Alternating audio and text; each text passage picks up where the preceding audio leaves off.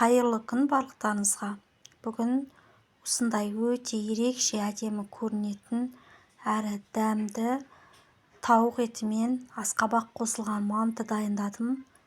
Көріп тұрғандарыңыздай жасалу жолы өте оңай әрі ерекше мантыны жасап көргілеріңіз келсе, видеоны соңына дейін қарап, менімен бірге болыңыздар. Мантыға қажетті барлық заттардың мөлшерін төменге жазып қалдырамын. Сол жерден қарап жасай аласыздар.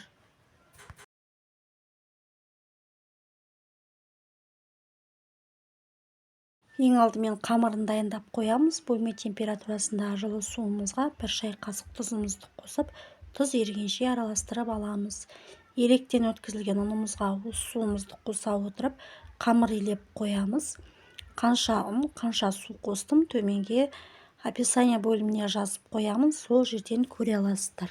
Қамырымыз қаттылау болып шығады, ол дұрыс. Егер де жұмсақ болып кетсе, біздің мантымыздың гүл сияқты әдемі формасы шықпай қалуы мүмкін, немесе ол пісу барысында формасын өзгертеді, сондықтан қаттылау болғаны дұрыс. Енді қамырымызды пакетке орап 10 минутқа тындырып қоямыз. 10 минуттан кейін басуды ұмытпаймыз. Енді салмасын дайындаймыз.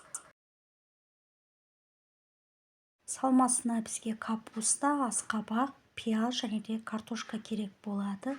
Барлығын видеодағыдай кубиктап, майдалап турап аламыз. Қатты үлкен болмағаны дұрыс.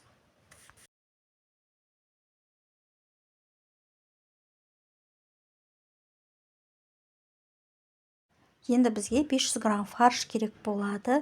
Менде бұл тауық етінен фарш. Барлық көкөністерімізді кезегімен салып шығамыз, және де 1 шай қасық тұз, және де жарты шай қасық бұрыш қосып, жақсылап араластырып аламыз.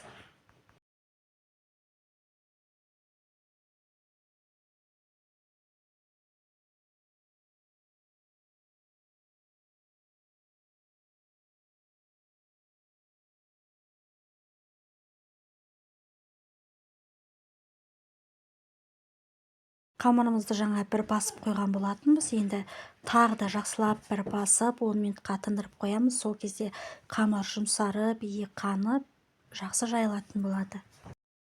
10 минуттан соң қамырымызды 2 бөлікке бөліп, 2 бөлігінде дөп-дөңгелек етіп, бір тегіс етіп жайып аламыз.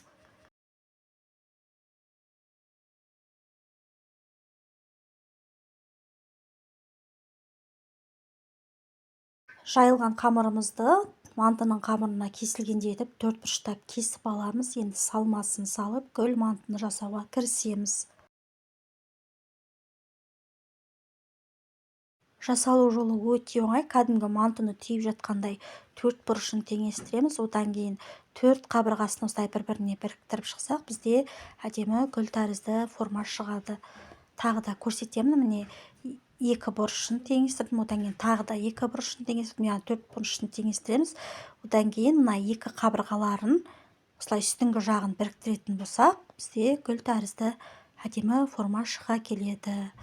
Міне қараңыздар, әдемі болып шықты. Келесілерінде дәл осылай жасай береміз.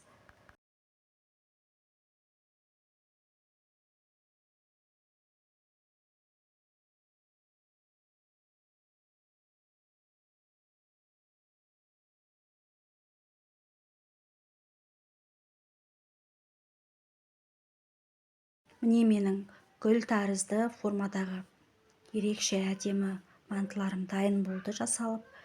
Қазір піскен кезде де осы формасын жоғалтпай, әп-әдемі болып пісіп шығатын болады. Себебі менің мантымның қамыры қаттылау болып иленді ғой. Егер де жұмсақ болып иленсе, ол формасын сақтамайды, пісу барысында ол өзгеріп кетеді. Енді мантымыздың листісін майлап, мантыларымызды салып аламыз. Суымызды алдын ала қайнатуға қоямыз. Суымыз қайнаған болса, су буында 45 минут қайнатып пісіріп аламыз.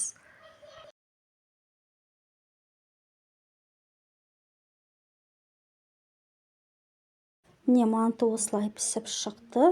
Өте әдемі және ерекше дәмді мантыны жасап көріңіздер. Толық рецепті төменнен таба аласыздар. Сіздермен болған мен Айзат. Ас болсын, сау болыңыздар.